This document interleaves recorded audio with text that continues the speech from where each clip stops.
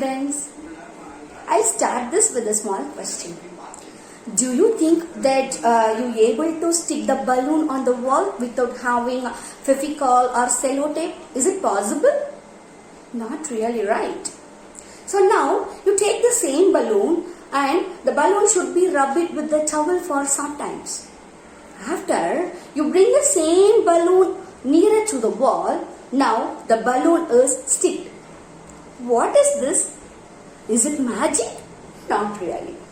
Here the balloon gets electrically charged while it is rubbing with the towel. The same thing, shall we be able to produce electricity from a human body? Yes, exactly right. For this I need two persons. So one person should be sit on the plastic chair and make sure that person leg shouldn't be on the floor. And the second person have to hit the plastic chair by using towel. Now after some time the person who is sitting on the chair will touch any other person, means both persons get shocked. What is this? Here also the plastic chair electrically charged while it is rubbing with the towel. Yeah, exactly. Here I am going to talk about the electric charges and then electric field. The study of electric charge and electric field is like a movie. In a movie we have seen a different kind of characters, right? Then each characters are coming one after another, right? And here also the very first character is electric charge. Then what is electric charge? It is a basic property of matter, and these properties are carried by the elementary particles. What are the elementary particles you know? Already you know well, right? One atom consists of proton, electron, neutron, right? So these are all the elementary particles. That elementary particles carry all properties. Then it shows how the particles are affected by an electric field and magnetic field. That's all. The electrically charged means it could be a positively charged one as well as negatively charged one. How will you identify whether it is positive and then whether it is negative? If the excess of positive charge is there, that is positive particle. If the excess of negative particle is there, that is negative particle. In terms, we can say in another manner, if an object is losing electron from it, then the particle will become positively charged. When an object gaining electrons from other particle, now the particle will become a positively charged one. So we know well already that like charges repel each other, opposite charges attract each other, is it? Plus repel, minus repel, plus minus attract each other, isn't it? So here what is happening in between the both charges? Is it some of the force is occurring in between the both charges? So that force is given by the Coulomb's law. Then what is Coulomb's law? Coulomb's law is nothing but it is F proportional Q1 Q2 by R square. F proportional, this F is denoted the force between the both charges. Here I am placing a plus Q charge and here I am placing a minus Q charge. In between the both charge, the attractive force will be there, isn't it? So this force will be given by the Coulomb's law. So here the force is directly proportional to the product of the both charges and inversely proportional to the square of the distance between them. Now if you bring the both charges is parallel, now the force will be reduced. If you bring both charges nearer as soon as possible, now the force will be very high. That is the thing. The next concept is electric field. What is field? Field is nothing but it's a quantity.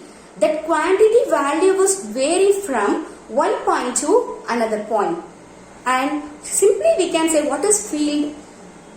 The region around the charged particle is known as the electric field. Listen carefully. The region around the charged particle. This charged particle may be positive or negative.